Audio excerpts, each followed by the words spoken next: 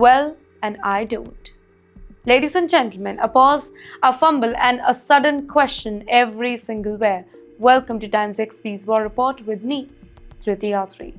And Israeli Prime Minister, Mr. Benjamin Netanyahu, he was addressing the media when a simple question, but a powerful one, it changed the tone completely. How will the war with Iran end? Now, for a brief moment, he appeared really unsure, struggling to respond clearly. That hesitation, it stood out sharply because this was not just any conflict. It's a high-stakes confrontation being watched across the globe. Now, when a leader, and that too at the center of such a crisis, he pauses like that, it raises deeper concern about clarity, planning, and what may be unfolding behind the closed doors.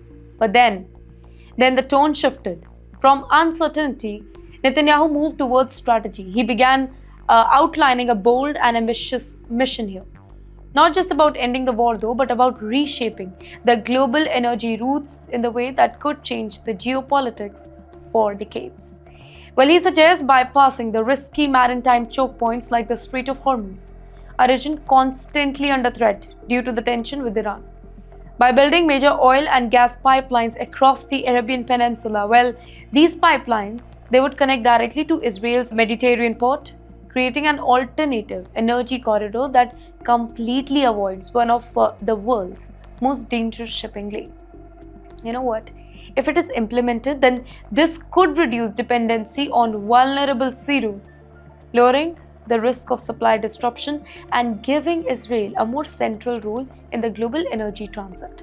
And yes, at the very same time, Netanyahu issued a strong and alarming warning, describing Iran's nuclear and missile ambitions as nothing short of apocalypse in the making. He framed the threat as immediate, not distant though, suggesting that any delay in action could have irreversible consequences.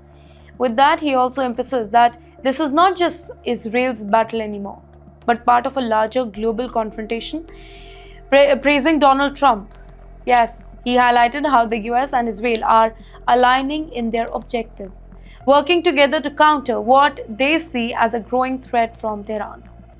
Well, this alignment, he suggests, is not only military but also strategic and economic.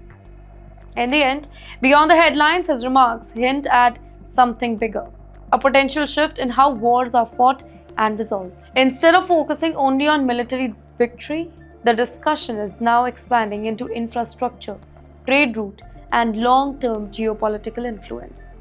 Well, the idea of pipelines is not just about energy, it's about control, leverage, reshaping alliances in the Middle East.